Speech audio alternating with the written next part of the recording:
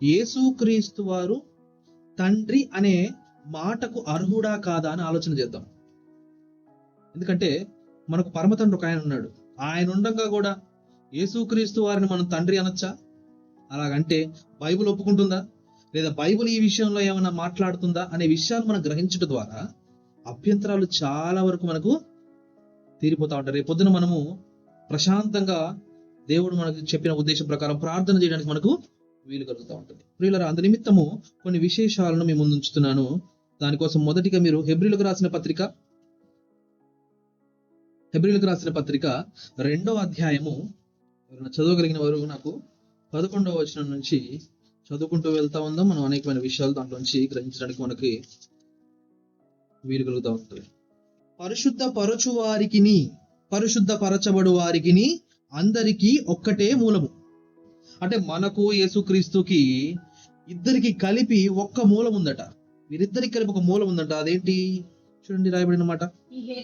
మూలం. ఈ హేతు చేతను వారిని సహోదరులను పిలుచుటకు ఆయన సిగ్గుపడక. అంటే ఎందుకు యేసుక్రీస్తు వారి వాళ్ళని సహోదరులను పిలిచాడట? ఎందుకు? నాకు కూడా మీకు కూడా, అంటే యేసుక్రీస్తు నన్ను అనుకునేది నాకంటే యేసుక్రీస్తు వారికి మనకు ఒకటే మూలం కాబట్టి యేసుక్రీస్తు వారు మనల్ని ఏమని పిలుస్తున్నారు? సహోదరులు అని పిలుస్తున్నారు. ఎందుకంటే ఈ మూలము మనందరికీ తండ్రి కాబట్టి. మనందరూ ఉన్నప్పుడు యేసుక్రీస్తు వారు కూడా ఉంటున్నారు దాంట్లో, మనమైన సంఘము ప్రజలు కూడా ఉంటున్నారు. యేసుక్రీస్తు వారికి ప్రజలకు ఒకటే మూలము కనుక యేసుక్రీస్తు వారు ప్రజలను సహోదరులు అని పిలుస్తా ఉన్నాడు. అంటే యేసుక్రీస్తు వారు మనకి ఏమవుతున్నాడు? సహోదరుడు అవుతున్నాడు.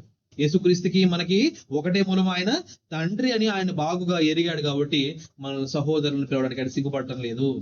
ఆయన అధికారం చాలా గొప్పది, ఆయన దైవత్వం చాలా గొప్పది, ఆయన పరిశుద్ధత చాలా గొప్పది. అయినప్పటికీ మనతో సమానుడే తండ్రికి, దేన్ని బట్టి? ఈ వారసత్వాన్ని బట్టి. కనుక మనము సహోదరులమే, ఆయన మనకు సహోదరుడే. ప్రియులారా, దాని తర్వాత మాట్లాడుతున్నాం మాట చూడండి. నేను ఆయనను నమ్ముకొని ఉందును అనియు, ఇదిగో నేనును దేవుడు నాకిచ్చిన పిల్లలను అని చెప్పుచున్నాడు. ఎవరు చెప్తా ఉన్నారు? యేసుక్రీస్తే. ఏమంటున్నా అంటే, ఇదిగో నేనును దేవుడు నాకిచ్చిన పిల్లలు. దేవుడట ఈ పిల్లలను యేసుక్రీస్తు వారికి ఇచ్చాడట. మనం ఇంతవరకు ఒప్పుకోగలుగుతా ఉన్నాం, ఇట్లా యేసుక్రీస్తు వారు మనకి జ్యేష్ఠుడు అని ఒప్పుకోగలుగుతా ఉన్నాం. కానీ ఈ మాటను మనం జాగ్రత్తగా చదివినప్పుడు యేసుక్రీస్తు కూడా పిల్లలు ఉన్నారు. ఆ పిల్లలు ఎవరు? ఏమని పిలవాలి? యేసుక్రీస్తుని తండ్రిని పిలవాల్సిందేనా? అలాగే కుదురుతుందండి? ఆల్రెడీ ఒక తండ్రి ఉన్నాడు కదా, మరలా తండ్రిని ఎలాగా పిలవచ్చు? ఎలాగ పిలవచ్చు? ఆలోచన చేద్దాం. ఈ ఆలోచన చేయడానికి అసలు నేను నాకు అప్పగించిన నా పిల్లలు అని చెప్పేసి మరొక చోట చెప్పుచున్నాను రాయబడింది కదా, ఎక్కడ చెప్తున్నాడు కూడా ఆలోచన చేద్దాము.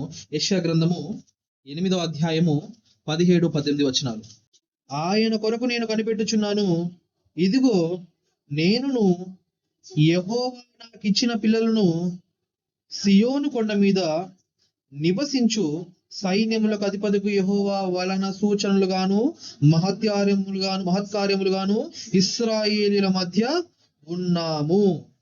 నేనును నాకిచ్చిన పిల్లలు యెహోవాకు సూచనలుగాను మహత్కార్యములుగాను ఉన్నాము. ఇది ఎవరి గురించి రాయబడుతున్న ప్రవచనం అండి? అర్థం కావాలంటే సందర్భం అర్థం కావాలి కదా మనకి. సందర్భాన్ని చదువుకుందాం, మీరే చెప్పాలి. ఎందుకంటే మీకు చాలా జ్ఞానం ఉందని నాకు ఈ విషయంలో తెలుసు కనుక మీరే నాకు చెప్పండి. మీరు 13వ వచనం, సైన్యములకు అధిపతి యెహోవా అయ్యే పరిశుద్ధుడు అనుకునుడి, మీరు భయపడవలసిన వాడు ఈయనే, ఆయన కోసరమే దిగులు పడవలను, అప్పుడు ఆయన మీకు పరిశుద్ధ స్థలముగా నుండును. ఆయన ఇశ్రాయేలు యొక్క 2 కుటుంబములకు తగులు రాయిగాను అభ్యంతరము కలుగజేయు బండగాను ఉండును. ఎవరంటే ఈయన? యేసుక్రీస్తు వారేనా? ఎవరికి తగులుతాడట? ఇశ్రాయేలీయుల యొక్క 2 కుటుంబాలకి. ఎవరు వాళ్ళు? ఒకటి ఇశ్రాయేలు, ఇంకొకటి యూదా. మీకు తెలుసు ఈ విషయం. ఇశ్రాయేలు సొలొమోను తరువాత 2 రాజ్యాలుగా విడిపోయింది. ఒకటేమో 10 గోత్రాల ఇశ్రాయేలు, 2 గోత్రాల యూదా. ఇశ్రాయేలు ఇది కూడా, కానీ ఇది యూదాగా పిలువబడింది, ఇది ఇశ్రాయేలుగా పిలువబడింది. ఇవి 2 కుటుంబాలు, దేవుని యొక్క ప్రజలకు సంబంధించిన 2 కుటుంబాలు. ఇక్కడ యెషయా గారి సమయానికి వచ్చేసరికి 2 రాజ్యాలు ఉన్నాయి, ఒకటి ఇశ్రాయేలు, ఒకటి యూదా. సో ఈ 2 కుటుంబాలకి ఏమవుతుంది అనే విషయాన్ని ఇక్కడ ప్రవచిస్తే ఏమంటున్నాడంటే, అప్పుడు ఆయన ఇశ్రాయేలు యొక్క 2 కుటుంబములకు తగులు రాయిగాను అభ్యంతరము కలుగజేయు బండగాను ఉండును, యెరూషలేము నివాసులకు బోనుగాను చిక్కువలుగాను ఉండును. అనేకులు వాటిని తగిలి తొట్టిల్లుచు పడి కాళ్ళు చేతులు విరిగి చిక్కుబడి పట్టుబడుదురు. ఈ ప్రమాణ వాక్యములను కట్టుము, ఈ బోధను ముద్రించిన శిష్యులకు అప్పగింపుము. యాకోబు వంశమునకు తన ముఖమును మరుగు చేసుకుని యెహోవాను నమ్ముకొను. నేను ఎదురు చూచుచున్నాను, ఆయన కొరకు నేను కనిపెట్టుకొనుచున్నాను. ఇదిగో నేనును యెహోవా నాకిచ్చిన పిల్లలను సియోను కొండ మీద నివసించు సైన్యములకు అధిపతియగు యెహోవా వలనై సూచనలుగాను మహత్కార్యములుగాను ఇశ్రాయేలీయుల మధ్య ఉన్నాము.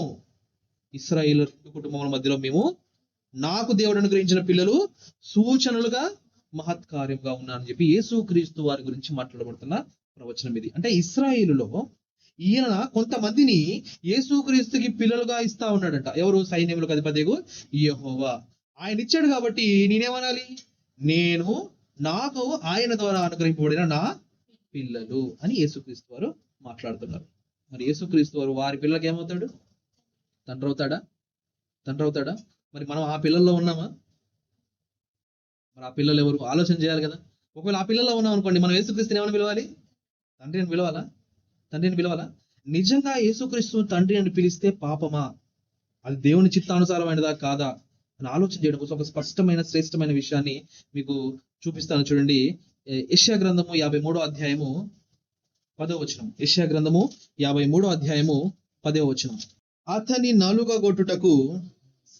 ప్రియులరా, ఈ వచనం ఈ 53వ అధ్యాయము ఎవరి గురించి రాయబడుతుందనే విషయాన్ని ఈ రోజు మొత్తం చదివి వినిపించాలనుకోండి, మిమ్మల్ని 2 రోజులు ఇక్కడ కూర్చోబెట్టి బోధ చేయాల్సిన అవసరం ఉంటుంది. కానీ చెయ్యను. మీరేం చేయాలి? 53వ అధ్యాయానికి సంబంధించిన విశేషాలను ఆలోచన చేయండి. మీకు కొంత సూచన కలుగు నిమిత్తము 53:10 నుంచి చదువుతా ఉన్నాను. అతని నలుగగొట్టుటకు యెహోవాకు ఇష్టమాయను. ఎవరైనా? అర్థమైపోయిందా? మీకు అర్థమైపోయింది, మీరు ధన్యులు. ఒకవేళ అర్థం కాకపోతే ముందు నుంచి ఇంకా చదువుకోవాల్సిన అవసరం ఉంటుంది. ఆయన అతనికి వ్యాధి కలుగు చేసెను, అతడు తన్ను తానే అపరాధ పరిహారార్థ బలిగా చేయగా అతని సంతానము చూచును. ఎవరి సంతానం అండి? ఎవరైతే అపరాధ పరిహారార్థ బలిగా ఇక్కడ బలి అవుతారో అతను అలాగా బలి అయిపోయేటప్పుడు ఎవరు చూస్తారు? ఆయనకు సంతానం ఉంటుందా? సంతానం అంటే ఏంటి? బిడ్డలేనా? మీ సంతానం ఎవరు? పేరు చెప్పండి. అంతేనా? మీ సంతానం అంటే మీకు తెలుసా? అంటే మీకు పుట్టిన వారైనా మీకు సంతానము. ఈ పరిహారార్థ బలి ఇచ్చే ఆయన ఎవరో మీకు తెలుసు, క్రీస్తుని తెలుసు కదా. ఆయన సంతానం అట, దాన్ని చూస్తారు అని మాట్లాడబడుతుంది. అంటే యేసుక్రీస్తు వారికి ఎవరున్నారు? సంతానం ఉంది. సంతానం యేసుక్రీస్తు వారిని ఏమని పిలవాలి? తండ్రి అని పిలవాలి. పిలవాలా వద్దా? దేవుడు ఏమని పిలుస్తున్నాడు కూడా ఆలోచన చేద్దాం ఒకసారి. మలాకీ గ్రంథము 4వ అధ్యాయము 6వ వచనాన్ని మీకు జ్ఞాపకం చేస్తా ఉన్నాను. జాగ్రత్తగా ఆలోచించండి. ఎందుకంటే మనము ఎవరో ప్రార్థన చేసినప్పుడు వారేదో అజ్ఞానంగా చేస్తున్నారని మనం అనుకుంటున్నాం కావచ్చు, కానీ ప్రియులారా, మనమే అజ్ఞానులము. పరిశుద్ధాత్మ ప్రేరణ వలన ఆయన ఒక మాట మాట్లాడుతున్నాడంటే దానిని తీర్పు తీర్చుటకు మన జ్ఞానం ఏపాటిదండి? మీ జ్ఞానం ఏపాటిదో మన జ్ఞానం ఏపాటిదో బైబుల్ దగ్గరికి వచ్చి నీవు పోల్చుకున్నప్పుడు తెలిసిపోతా ఉంటుంది. మలాకీ గ్రంథము 4వ అధ్యాయము 6వ వచనము. మలాకీ గ్రంథము 4వ అధ్యాయము 6వ వచనము. నేను వచ్చి దేశమును శపింపకుండునట్లు. ఎవరండి? కనిపెట్టగలరా మీరు ఎవరన్నా? ఈయనెవరో? దేశాన్ని శపించడానికైనా ఆశీర్వదించడానికైనా ఎవరికి అధికారం ఉంది?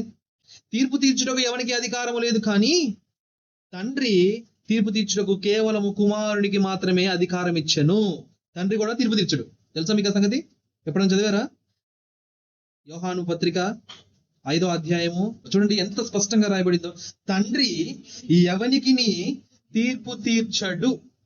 అదేంటండి, ఇప్పటివరకు మేము వేరే అనుకున్నామే. తండ్రి మమ్మల్ని తీర్పు తీర్చాడు అనుకున్నామే. ఇదేంటి ఎవరికి తీర్పు తీర్చడం రాయబడింది? మరి ఎవరు తీర్పు తీరుస్తారట?